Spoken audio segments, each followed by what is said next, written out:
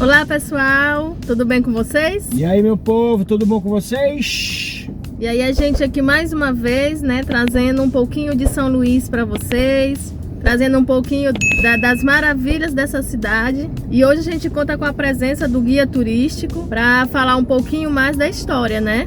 Pois é, pessoal, a gente resolveu contratar o guia agora dessa vez, porque como a gente estava fazendo, eu falo superficial, mas na verdade a gente estava fazendo assim, tipo uma coisa reta, né?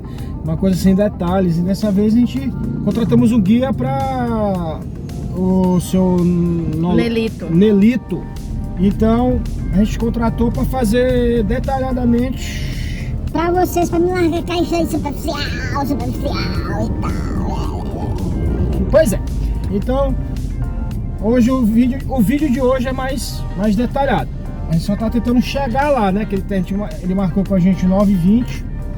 E aí tá faltando aqui já 10 minutos para as 9. Estamos num engarrafamento aqui maravilhoso de cidade grande, né? Que é normal. Mas vai dar certo. Pelo jeito não. Meu Deus, que engarrafamento é esse? Então você vem com a gente aí, acompanhe no vídeo de hoje a nossa visita ali no Centro Histórico e algumas informações detalhadamente para você, né? Vem com a gente. Pronto.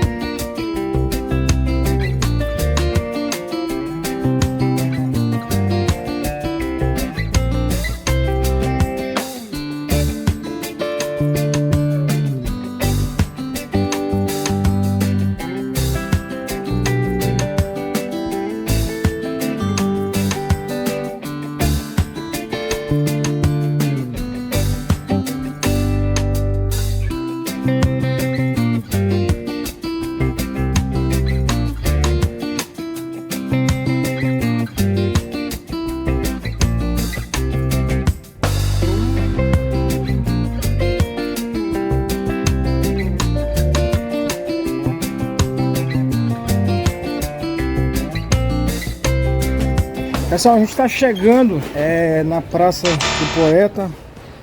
É o ponto marcado para nosso encontro com o guia. Vai ter outras pessoas também que ele está aguardando, informação que ele passou para a gente. E aí a gente começa a fazer aquela visita. Ele vai mostrar, né, os detalhes aí, os pontos turísticos que nós temos aqui, detalhar tudo para a gente. O que você está vendo já ali na frente já é o Palácio dos Leões. E aqui à minha direita, se eu não me engano, é a Prefeitura de São Luís. Já está no clima de aniversário, né? Que São Luís completa 410 anos próximo dia 8 de setembro. Então é isso aí, ó. Prefeitura de São Luís aí só no ponto para você. Pessoal, olha, eu vou dizer um negócio para você. Depois daquela escadaria ali, Quase morre. Tava ofegante, viu? Mas o nosso guia que está aqui ao nosso lado, o seu Nelito, né? Nelito. Ele disse pra gente que ele sobe lá correndo. Então nós estamos com o senhor Nelito. Pronto, não erro mais. Que vai passar um pouquinho aqui, só um pouquinho, que as coisas boas vai vir lá na frente. A gente não tem pressa para mostrar as coisas assim para você. Tem que ser tudo detalhado e quem vai nos apresentar é o nosso guia que a gente contratou aqui. Bem-vindo, senhor Nelito. Nelito, certo. Eu sou o guia, sou Nelito, trabalho aqui há 52 anos com turismo e nós vamos dar um passeio no Centro Histórico. Pois, como diz os grandes poetas maranhenses, se você não anda para sentir o povo e uma cidade, jamais você conhece uma cidade, certo? Então nós vamos fazer um passeio, conhecendo os pontos históricos de São Luís, contando um pouco das curiosidades e a história de São Luís, certo? Só vocês vão ter que ter paciência. Como aqui a gente fala o seguinte, tá? É melhor chegar atrasado nesta vida que adiantado na outra. É verdade. Então nós vamos devagarinho. Então não se preocupa que vocês vão ter muita coisa boa para conhecer. E a gente tá aqui, só um pedacinho, a gente tá aqui na Praça dos Poetas, pois o Maranhão é o berço da literatura brasileira. Isso tudo vocês vão saber daqui a um pouquinho, certo? Beleza! Vem com a gente. Vem com a gente aí. Que é a Ilha de São Luís. A ilha tem 905 km², cercado pela Baía de São Marcos e São José. Entre as duas baías nós temos um estreito, chama-se Estreito do Mosquito, que liga a ilha ao continente. Dentro da ilha nós temos 4 municípios: São Luís, Raposa, Passo do Lumiar e São José de Ibabá. Até 1969, para mim chegar aqui nós temos 2 rios, o Anil e o Rio Bacana. Se chegar naquele outro lado, eu teria que contornar toda a nascente. Eu gastava 50 quilômetros. Em 70 foi feita a ponte, com 860 metros. Cria-se uma lei municipal que dentro do nosso centro só pode construir prédio com 3 andares tipo colonial. Preservou nossos casarões e criou esta nova cidade que vocês visitaram, que é a parte residencial de São Luís, que tem 52 anos. Para me chegar deste outro lado, eu teria que fazer uma volta de 70 quilômetros. Então, atravessar o rio Bacanga. Então, eu tinha que ir atrás da nascente dela. Em 70 foi feita uma barragem com 600 metros. Aqui está localizado o maior porto da América Latina em profundidade natural, chamado Porto Itaqui. Através de 889 quilômetros de estrada de ferro, nós vamos na Serra dos Carajás em Paraopeba, no Pará, para pegar o minério. Através dos navios, o minério vai para outros países. O minério chegou dentro da ilha. Foi possível fazer indústria. Então nós temos uma indústria de minério de ferro da Vale, uma indústria de alumínio da Alcoa, que chamamos de Alumar. Foi plantada área industrial. O centro histórico usou a área comercial. Não quer dizer que até 70, toda a população morava na parte velha da cidade, pois não existia o do lado. Em 70, a fazer a ponte, começaram a migrar para a cidade nova. E os prédios foram deixados de mão. Por quê? Porque aqui morava o elite. Você começa a ter carro e não tem garagem. Então o pessoal deixaram os prédios, que hoje é locado para comércio, repartição pública, tudo isso. O nosso passeio, nós vamos conhecer a área tombada pela Unesco. Como é que é receber? Para mim receber o tiro da Unesco, eu tenho que retornar o tiro original, pegar a fiação aérea, botar subterrâneo, tirar pós, colocar luminária, e no perímetro fica todo o quarteirão, não entra carro, só para pedestre. Então daí esta esquina para a direita, você vai olhar fio e pó. Para a esquerda você não fica nem fio e pó. Toda a fiação aqui no terreno. Não tem posto ali. E no fio de quarteirão não entra carro. Ok. São Luís é uma cidade fundada dia 8 de setembro de 1612. Vocês estão na única capital do Brasil não nascida portuguesa, nascida francesa. Quem fundou nossa cidade foi Daniel de Latour, senhor de La Ravatière. A homenagear o seu rei, Luís XIII da França, deu o nome de São Luís. Como Luís em latim, quer dizer Ludovico, que nasce na ilha de São Luís, chama Ludovicense. Mas o antigo nome da ilha de São Luís chamava-se Ilha de Upoon-Açu. Em língua indígena Tupi-Guarani, Ilha Grande. Em 1615, chegam os portugueses do Maranhão para expulsar os franceses. Naquele momento que mandava em Portugal, Filipe IV da Espanha.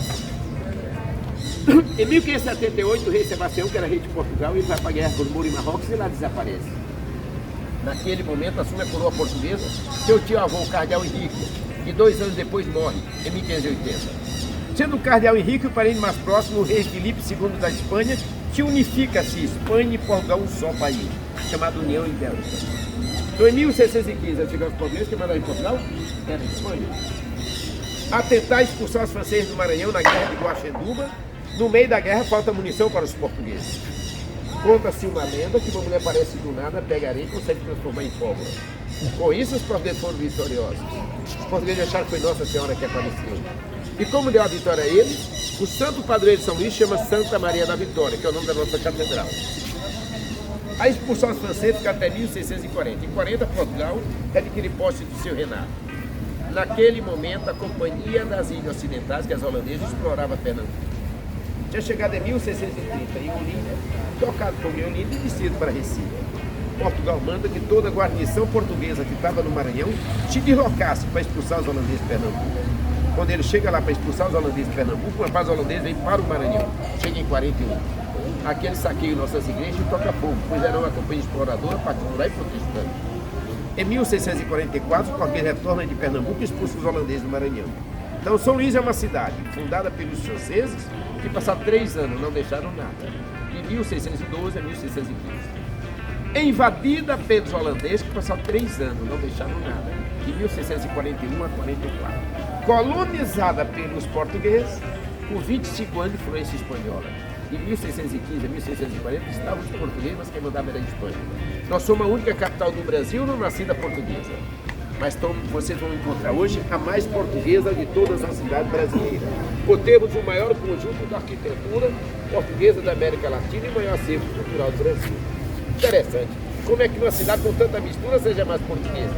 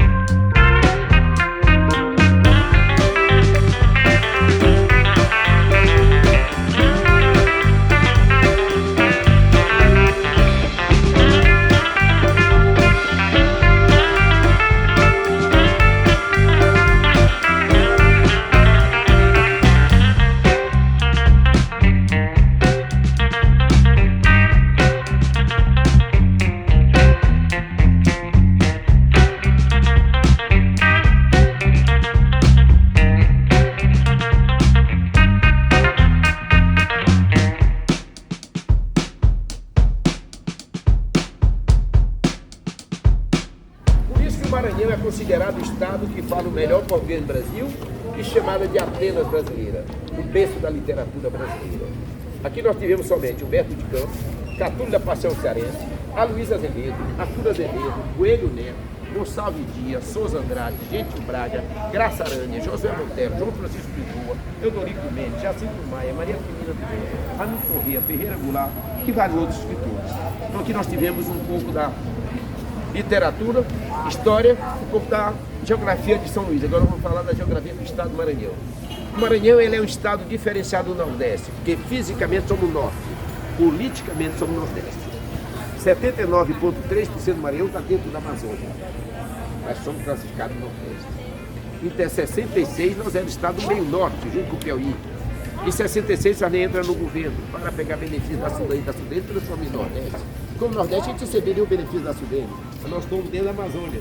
Tudo que acontece na Amazônia até hoje nós recebemos benefício. Somos o segundo maior litoral brasileiro, perdemos para a Bahia. Mas por que perdemos para a Bahia? Litoral brasileiro é contado em linha reta.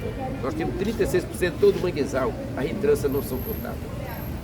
Somos a terceira maior população negra do Brasil. A primeira é Bahia, a segunda Rio de Janeiro, a terceira Maranhão. Como a diferença? O negro do Maranhão não se concentra na capital, e sim no interior do estado. São Luís é uma ilha, então o plantio era no continente e não dentro da ilha. Atualmente temos 950 comunidades negras. Dessas, 623 receberam título de quilômetros. Agora vamos passear. Aqui é a prefeitura, aqui é a Casa de Câmara e Cadeia. Atualmente é a prefeitura. Aqui nós vamos ter o busto do fundador da cidade, Daniel de Lafayette, senhor de La Martelle. O francês que fundou a cidade, dia 8 de setembro de 1612, foi a única cidade fundada por francês.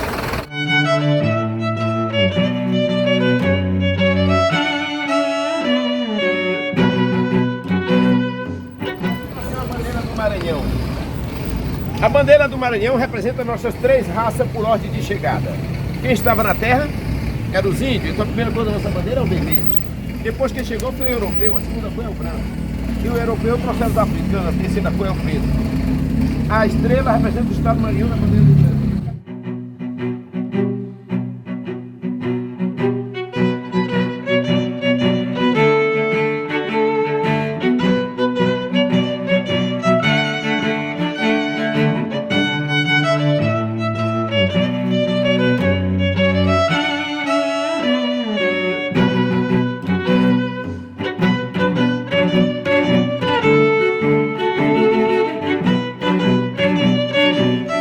Foi a primeira fortaleza dos franceses em 1650. A ser expulso os franceses, é a fortaleza de São Filipe, homenageando o Filipe IV da Espanha. Em 1616, mancha-se em pau aqui, que é constrói de pedra e carro. No momento chega 1000 pessoas da ilha Açores para povoar São Luís. Em 1776 foi ampliado e transformado em sede do governo, com feita a parte residencial, cerimonial e administrativa, chamado Palácio do Leão. Então vamos dar uma visita aqui.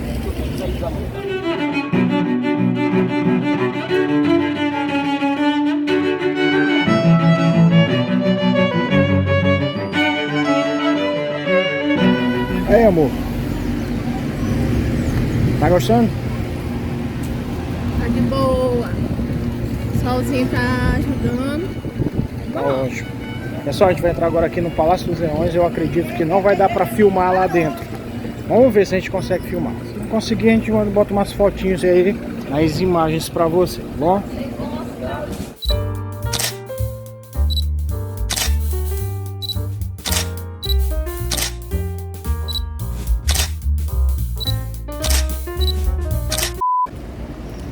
Todas essas pedras vieram de Portugal como lastro, tá? Levava a riqueza do Brasil, não tinha nada para trazer. Levava o ouro, cana-de-açúcar e algodão e traziam pedra para dar estabilidade ao barco. Depois ele precisava afundar um pouco mais para poder ter estabilidade. Agora imagina, naquele período o sapato era sola de couro. Como é que você ia andar nessas pedras na chuva? Com sapatos. Mas aí surgiu o antiderrapante. Os caras eram obrigados a fazer esses picadinhos que vocês vão ver em cada pedra nossa para dar aderência ao sapato. Então esses picadinhos aqui que vocês estão vendo aqui, todos foram feitos pelos escravos. Aí surgiu o antiderrapante.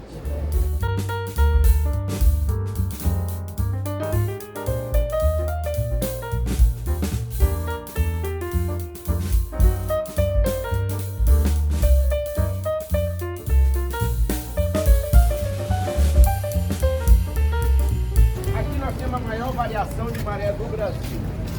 A maré nossa desce 7 metros e 20 em 6 horas. Para 15 minutos e 6 horas sobe 7 metros e 20. Daqui a 5 horas isso aqui não vai ter água. Você pode atravessar a pedra aqui e ir para o outro lado. Dessa primeira ponta, a última ponta vai ficar totalmente seca. Não é possível, sério? Não é sério, vocês vão almoçar aqui e vocês vão ver. Tire foto agora para quando você retornar para depois do almoço, você vai ver que está nada. Aqui não se anda de barco a hora que se quer. E sim a hora que a natureza nos permite. Cada dia ela sobe e desce uma hora diferente. Aquela ali é encontro de água de mar. Não, aqui nós temos à direita Rio Anil, à esquerda Rio Bacanga, em frente à Baía do Somado. Mas o rio tem 2 metros de largura. Aqui tem 3, mas quando o mar entra, penetra dentro, se transforma num braço do mar. Ou geograficamente chamado de ria, a mistura de duas águas. Aquela pedra pontiaguda ali, onde tem os 2 canhões, chama-se a Pedra da Memória. Em 1831, o imperador Dom Pedro I vai embora para Portugal. Naquele momento, ele deixa seu filho, Dom Pedro II, do José Bonifácio. Chamou período regencial. No Brasil, teve muitas revoltas. O Maranhão teve a balaiada. O Pará teve a cabanagem. A Bahia teve a sabinagem. No Sul teve a farroupilha. O imperador Dom Pedro II foi assumir a coroa com 15 anos de idade, chamado golpe da maioridade. Então aquela pedra é comemorativa à coroação de Dom Pedro II imperador em 1841, quando acabava de completar 15 anos de idade, chamado golpe da maioridade. Agora vamos ali falar sobre a Pedra da Memória, o caso da sagração. Então vamos ali agora falar sobre um pouco de arquitetura. Antigamente nós pagávamos impostos, depende da quantidade de janela que tinha nas nossas casas. Referente à janela da frente. Quer dizer, o quarto na parte interna da casa. Com isso, tu tinha o status da família e pagava teus impostos.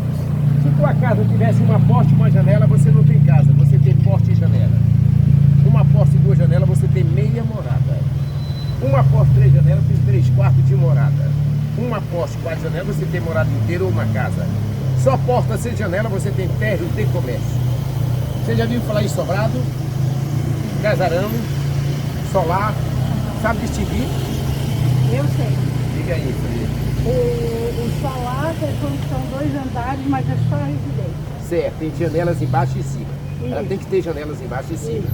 O sobrado é quando o comércio é embaixo e a moradia E aí em cima. E você, como você só tem comércio, você mora na sobra do teu comércio. Por isso chama sobrado. Que vem da palavra sobrado. Solar também vem da palavra solar. Lá. Só habitação. De 2 andares em diante, que tenha 2 andares em diante, que tenha janelas de baixo, de cima e do meio, você tem solar. Mas se você tem 3 andares e com comércio, casarão, porque você tem comércio, mas tem 2 ou 3 opções de moradia. Então com isso tu pagava teus impostos e tinha o estado da família. Sacada, balcão, parapeito. Sabe a diferença? O que é a sacada? É o espaço que você não tem para ir para a direita e nem para a esquerda. Você só sai do espaço da janela. Então você saca da janela. Que é esse caso aqui. Você não vai para a direita nem para a esquerda, você sai da janela. Aquele lá em cima, você sai de uma janela e vai até a última. E faz caminhada. O que é o balcão? O balcão é um espaço onde você se movimenta. Parapeito. É aquelas janelas de baixo, é aquela lá no meio no último grau do casarão, do solar. Por quê? Nossa parede tem 1 metro de largura. Você não tem como visualizar a rua se não debruçar sobre o patente da janela. Aí você vai colocar o peito sobre o patente da janela. Por isso chama parapeito. Vamos pra cá.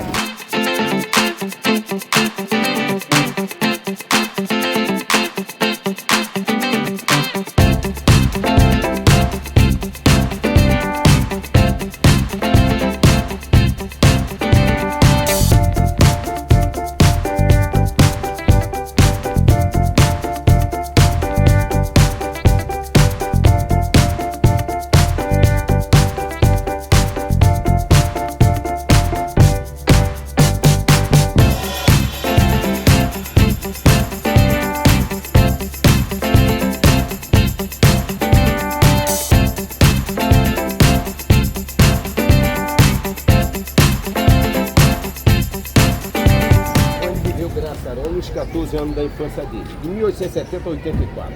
Daqui ele foi para São Paulo. Lá ele foi um dos participantes do movimento modernista em 1922, a Semana da Arte Moderna.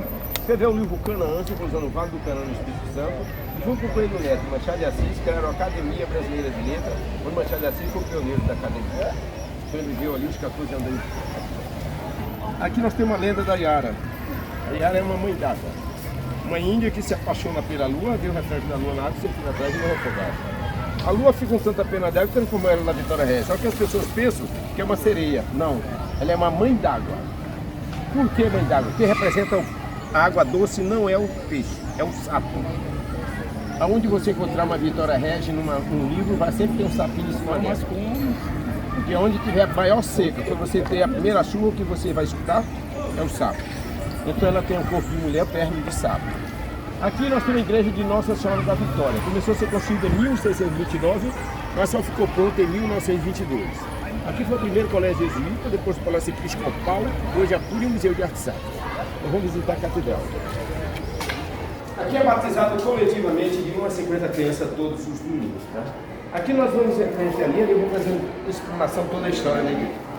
Esta igreja ela começou a ser construída em 1629. Uma pequena capela chamada Nossa Senhora da Luz. Desse arco para lá. Em 1654, um português chamado Manuel Manso construiu nosso altar. Madeira pintada de ouro, estilo barroco. Mudamos Nossa Senhora da Luz para Nossa Senhora da Vitória. Em 1699, nós o ampliamos. Fizemos esta segunda parte. Mudamos de capela para a igreja. Mudamos do estilo barroco para o estilo rococó. Naquele período, a Igreja Católica pagava impostos para a coroa portuguesa.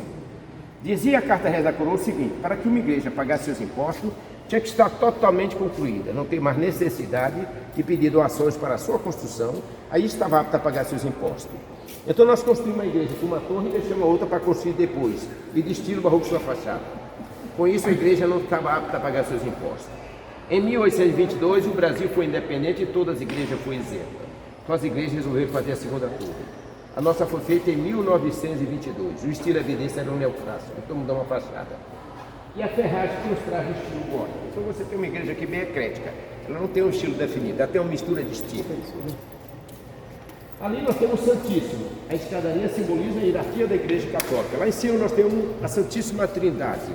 Mas o olho e o triângulo também representam a maçonaria. Dom Pedro I era maçom. Dom Pedro I era maçom. E a maçonaria é uma associação de uma religião. Para você ser maçom, você tem que crer em Deus.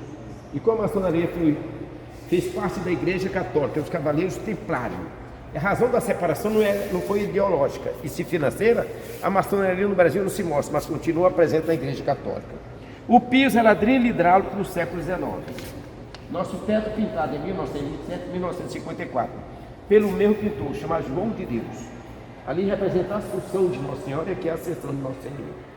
Anterior a 1963, que em 63 que nós tivemos a reforma da Igreja Católica. Anterior a isso, a igreja pregava a missa de frente ao altar, de costa para o púlpito em latim. Nas cadeiras que fica da direita e da esquerda, ficam as pessoas mais importantes da igreja da cidade. Ali nós temos a cateca, que é a cadeira do bispo. Cadeira do bispo, que toda a missa estava presente. Agora, o bispo que trabalhava numa igreja, ao falecer, era enterrado na própria igreja. Pois a Igreja Católica pregava o seguinte: quando mais perto do altar fosse enterrado, mais próximo de Deus estaria. A Igreja Católica foi a primeira a vender as indulgências, terreno e cadeira no céu. Então lá nós temos 9 túmulos de bispo.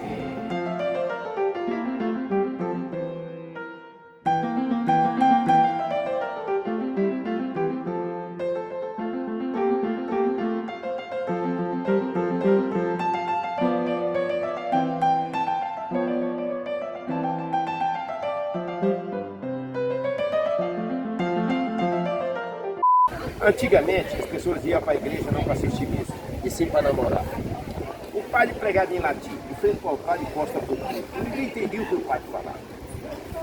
A mãe não permitia que a filha saísse se não fosse para a igreja, que era um ato social. Todo mundo estava sua melhor roupa. E o homem usava o terno clássico que risca bichas. Então aqui nós estamos na rua do X. Porque eu tenho direção à igreja. Mas também chama 28 de cada visão e independência familiar. Vou pegar da onde está a sexta rua mais bonita do Brasil, que é a vida da casa da aqui nós temos a rua do X, é o 28 de julho. Aqui foi o nosso primeiro telefone de 1920, hoje é o restaurante Senac. É um restaurante que hoje é só comida, típicas. É frutos do mar hoje. A rua é essa ou é essa? Esta.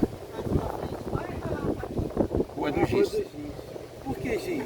Porque você usava roupa de terra de risco. Risco de giz, risco de giz. Daqui nós vamos para esse outro lado. Vamos para cá.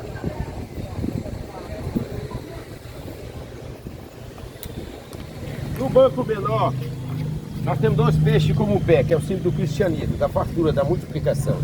No banco maior nós temos dois carneiros, símbolo da obediência, o Cordeiro de Deus. Considerado Cordeiro de Deus porque antes de Jesus ir na terra ele já vinha para o sacrifício. Então ele é o único animal que morre calado. Ele solta lágrimas, mas não solta nenhum gemido. Por isso é considerado Cordeiro de Deus.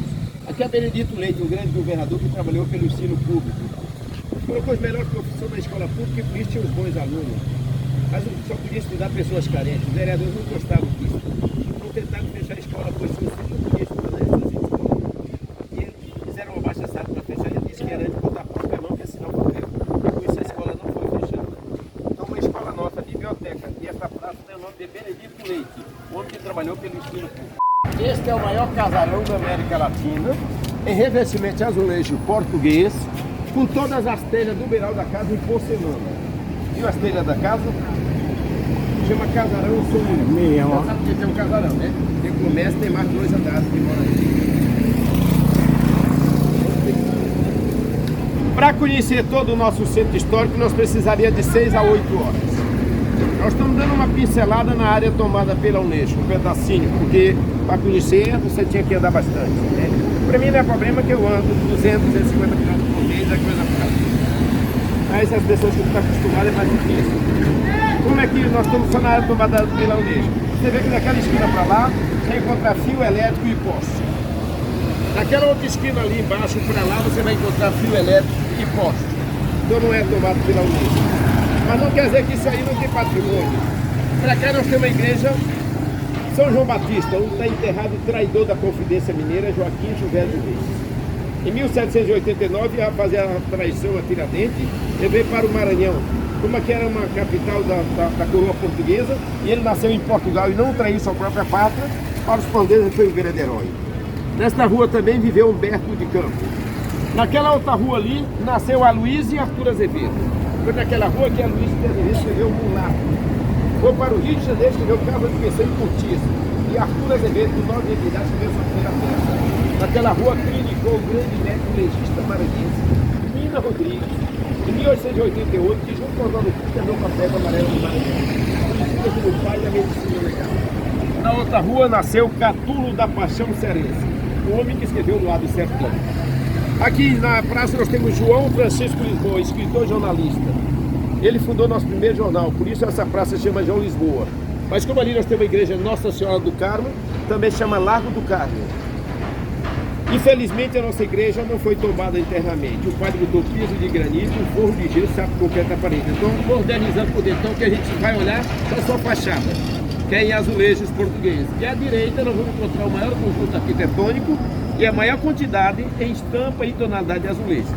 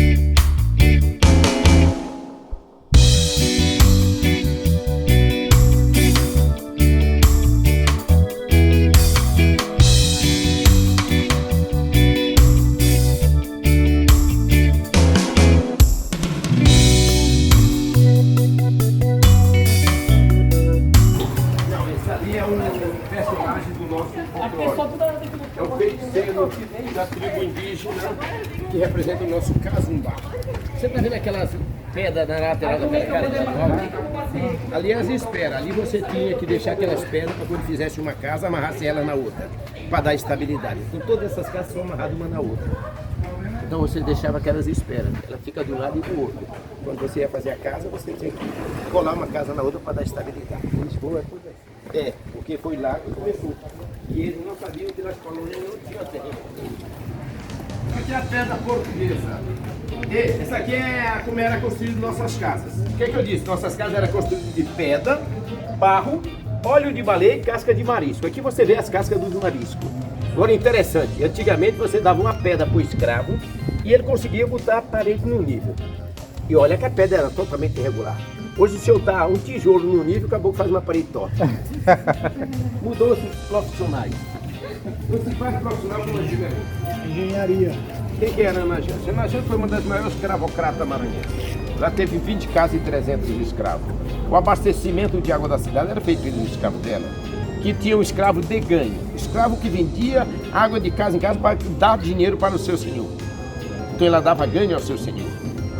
Ela foi uma mulher de personalidade forte, pois ela, quando jovem, foi mãe solteira. O pai joga para fora de casa, onde ela conseguiu sobreviver e conseguiu ser amante de um coronel por uma média de 15 anos, enquanto a mulher dele morreu. Quando a mulher dele morreu, ele casou com ela, depois enviuvou, mandou na política do Maranhão e era conhecido também pelas maldades com os escravos.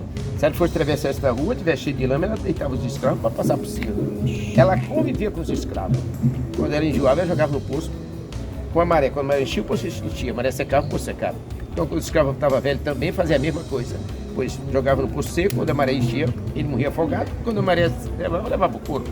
Fazia só um trabalho. O poço que você tinha podia ser um poço que podia ter sido, porque ela tinha um problema de maré, seria onde é hoje a escola do Tamacão.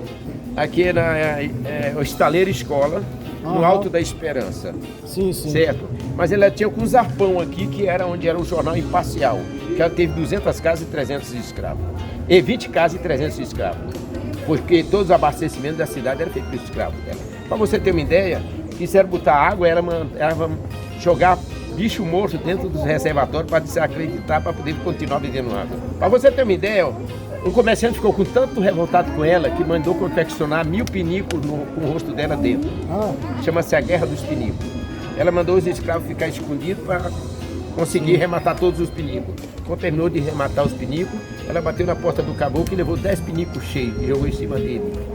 Certo? Até hoje a gente tem essa lenda da Guerra dos Pinículos. Quando ela morreu, era muito difícil, porque nós somos descendente português, negro e índio, são 3 povos supersticiosos. Os contrabandistas, usando disso, ele mandou fazer uma carruagem preta com 2 cavalos brancos e com 2 capuz. E dizia que a Ana Jância ficava entregando vela à noite para quem encontrasse na rua. E aquele que pegasse a vela, no outro dia morria. Então as pessoas se escondiam. Aí o que aconteceu? As pessoas não saíam de casa. Então um dia a carruagem virou e viram que não era coisa de outro mundo. Eram os contrabandistas passando com contrabando na rua principal. Mas até hoje nós temos a lenda da carruagem. Ontem a gente esteve no CEPRAM, ali no Centro de Artesanato, e nós olhamos algumas carruagens lá. Ali faz parte do acervo de Ana Jância, que representa a história e a lenda de Ana Jância. Aquelas são as carruagens que antigamente usavam na cidade, porque não tinha carro, mas que eram do mesmo jeito como faziam. Então a gente usa a carruagem de Ana Jância. Aqui nós temos a Casa da Túlia, com Feira da Praia Grande. Aqui você vai ter camarão seco, farinha de mandioca, cachaça típica, doces típicos. Ao redor são lojas de artesanato, internamente são mercado e lojas. Nós vamos ter ali naquela outra rua. Tem uma rua Portugal, Portugal, porque centralizou o comércio português. Trapiche, aqui lá embaixo é o nosso primeiro porto. Trapiche quer dizer pequeno porto.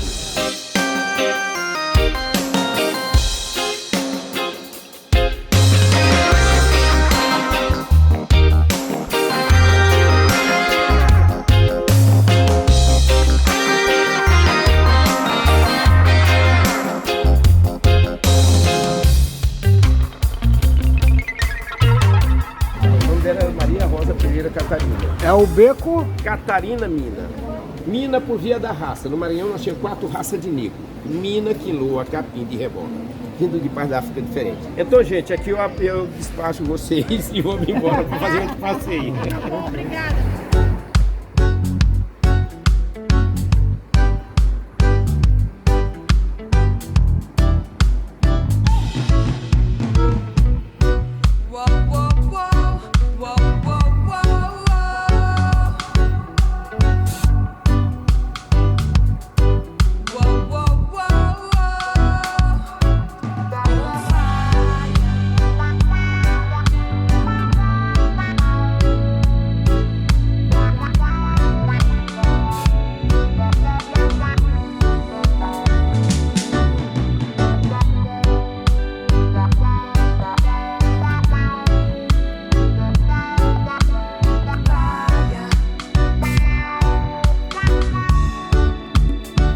Pessoal, visita gostosa essa, viu?